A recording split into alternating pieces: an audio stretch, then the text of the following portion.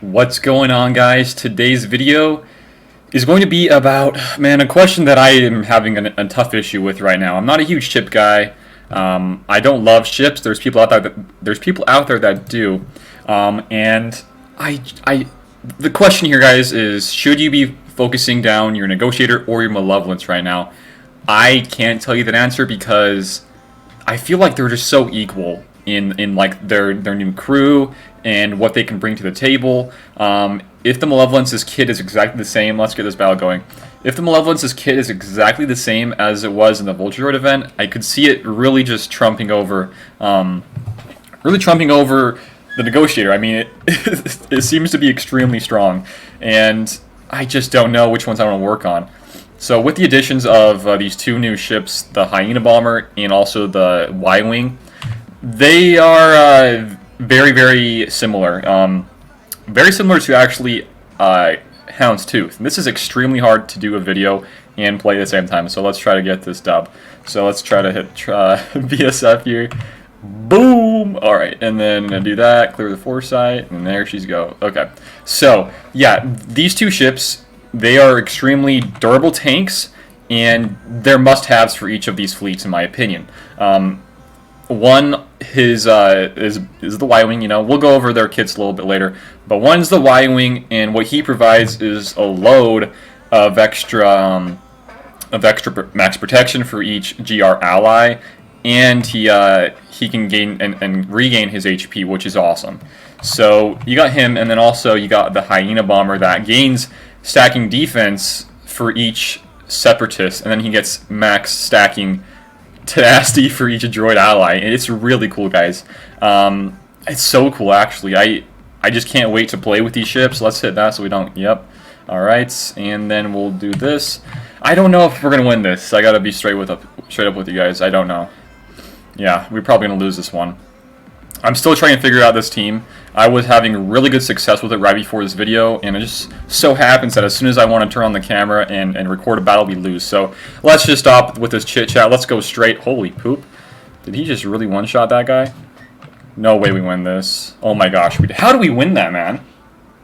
I gotta replay. Whatever. But let's just chat about the Hyena and the Y-Wing, whatever the BTL thing is. So you go over to their kits.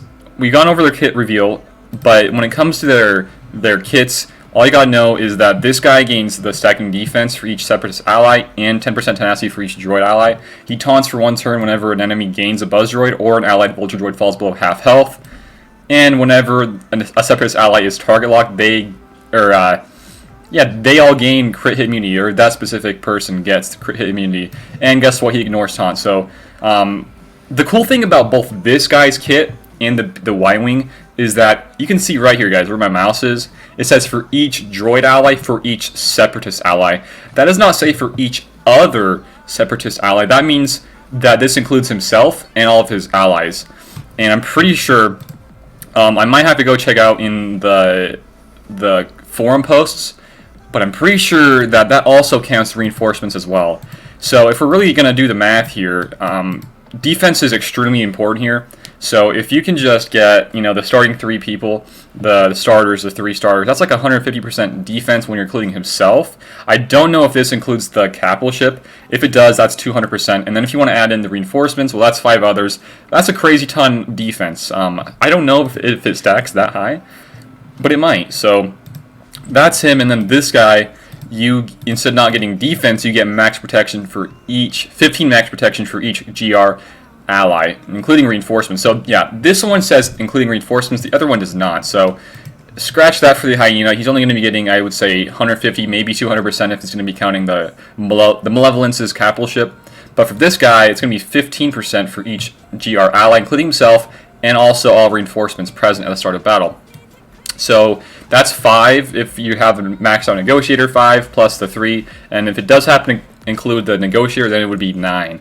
So 9 times 15, that's a lot. That's a lot of max protection. That's like 1.2, like 120%, 135% almost, I think. And if you just go, and we'll go over their stats in a little bit. But on top of that, he recovers 10% HP whenever a GR ally is critically hit by an enemy, and he taunts for 2 turns whenever an unending loyalty effect is triggered on an allied ship. That's going to happen a lot. He's going to be taunting a lot, guys, so that's pretty huge. And whenever he's defeated, all GR allies gain 30% crit chance or 30% counter chance until the end of the battle. That's pretty dang cool. The reinforcements are not crazy. I don't really think these guys are must-have reinforcements. I would probably recommend them in the starting 3. But now that we know that, and we know that those are the big tank, uniques here, let's go chat about their stats, because these guys' stats are quite insane, especially the Hyena. So this guy at 7-star, and you guys got to keep in mind that with all these stats, there are no crew members, there's no relics involved, it is just their stars and the levels that you include them with and you level them up as. So this is going off of a 7-star version at level 85, the max level. He's going to have 100,411 HP, and he's going to have 92,590 protection. Guys, once you include all that, jazz with the stacking defense and the tenacity, it is going to be one of the most durable tanks in the game. The only thing with this guy is that he cannot regain protection. That's the only thing. He cannot regain protection. Unless we get something that's coming on the line that can regain his protection for him. I don't see that happening, though. Maybe the Malevolence can. I don't know. So you got that guy, and then you come over to the Y-Wing, and this guy, he's not as tanky. He's one of actually the squishier ships in the game. It doesn't not just tanks, everything. This guy's one of the squishiest ones. So when we're chatting about this guy has 88,213 HP. Okay, so my .gg wasn't working, so I had to ask somebody. The protection here, guys, is going to be 70,755. So you just take that, and you're going to be, multiplying all of this stuff here with his max protection. That's going to be insane. And on top of that, he can regain his HP, and he taunts whenever an unending loyalty effect is triggered. And whenever he does happen to die, he gives out counter chance. So this whole kit and the other Hyena Bombers kit, these guys' ships are extremely useful in the soon-to-be Malevolence ship coming here soon, hopefully, and I'm pretty sure it will be, and of course the Negotiator. So we got that out of the way. Now the question is, with your Get 2 currency, should you go all in on a GK ship, the Negotiator, or should you go all in on the Malevolence once that does come into the game via the Get 2 currency, guys? I think this one is a personal preference here. I guess on top of that, go to your droids, go to your separatists.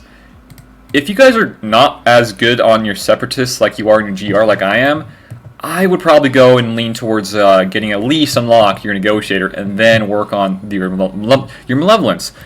So another thing here on top of that, guys, you go over here to the GR. I mean, this entire faction is already, pretty... There's a lot to it, and you can add a lot of ships to it. I mean, look, you got the Negotiator, the Sergeants, Rex, Umbaran, Plo, Ahsoka, and Anakin. That's 1, 2, 3, 4, 5, 6, and then soon to be 7. I'm not a huge fan of the Jedi Consular. I mean, he is an okay ship, but most of the time when it's in an arena battle and I'm playing a mirror match, I don't need, most of the time at least, I don't need Plos, and I don't need this guy's Jedi Consular. So it's interesting in this one comparing to the other one for the droids and the separatists. I think this one, you're going to need all of the parts built up, maxed out to actually make a huge impact. Perhaps we'll see some more droids. I don't know. I honestly don't know. We already have 3, including the 2K and also Vulture and Hyena. Maybe we're going to see some more separatists. I couldn't tell you, but personally, guys, I'm going to keep on hoarding right now. I'm not going to work on Negotiator anymore. I want to unlock both of them at least.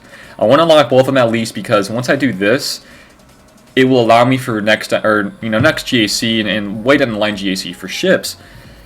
If you guys didn't know this, GAC will now include ships. So we're talking about like down the line in the future. this would allow me to have a strong defense and just wreck faces on offense. I'm thinking like Malevolence on the defense with Vulture and Hyena and all those guys and the bugs, and then toss in and use on offense or Negotiator and try to get max banners. Because in this team, you don't need a full team of reinforcements. You can really pull off, a few of these guys. And now that you guys kind of, now that I told you guys that, I just want to kind of show off. It's going to be tough, I think, for any new ship to come out to really have as much sustainability as these teams right here. I say that now. We don't know how Malevolence's ship will work. If it's going to be the same, he's already in a battle. If it's going to be the same as it was in the Vulture Droid event, I would probably maybe change my statement there. But right now, I would say Negotiator's a solid team. If you guys have a bunch of get currency, and you're like, man, I don't know which ones I'm going to work on. Let's say you are bound and you're just dead set on getting all these separatist ships up and maxing out that fleet, then I would say go down the direction and the path of Malevolence, max that guy out. If you're like me, you already got Negotiator, I would probably hoard a while until we see the Malevolence, how good he is, and then go down that if you guys want to. If not, just keep as is. It just, when it comes to hoarding, guys, hoarding is such an important thing. Hoard. That's just how this game is played. You guys gotta hoard. I mean, that's it. That's my statement there. That's just how this game is played. It really is.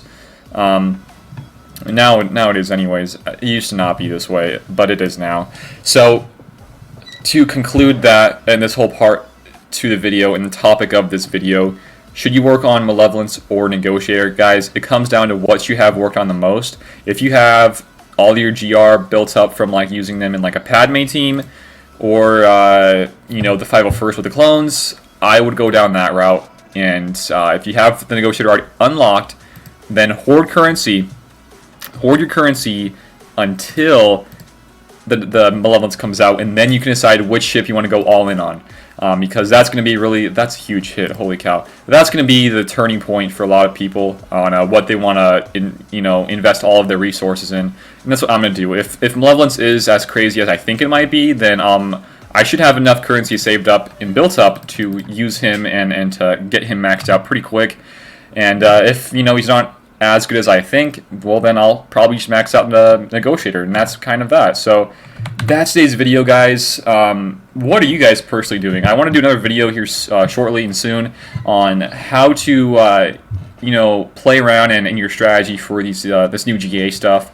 There's going to be, I think, 6 teams for characters teams, and then there's going to be 1 node and 1 little slot for ships. So you're talking about 6 battles for like a full team, like a character and a tune, and then there's going to be one battle you got to fight ships. So I want to do videos shortly on that, and I think what the best is for that, because if you don't have to set 8 teams anymore, you can really go harder on defense and put some really interesting teams that will really throw off a typical counter. So I want to say that for a different video, but for today's video, pretty much Malevolence versus Negotiator, what you should be considering in your decision making here of who to work on or who to hoard for.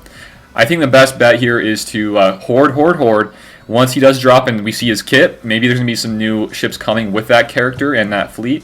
Then you can decide when that time comes who you want to go all in on. That's it for my video today, guys. Thank you for watching. If you guys did enjoy the video, give it a like, share it around, and if you guys are new here, feel free to sub. I do a lot of different videos here on this channel and covering this game, so it would be muchly appreciated. If you guys do want to check out the Discord, feel free to. And also, if you guys want to help support me on Patreon, feel free to do that as well.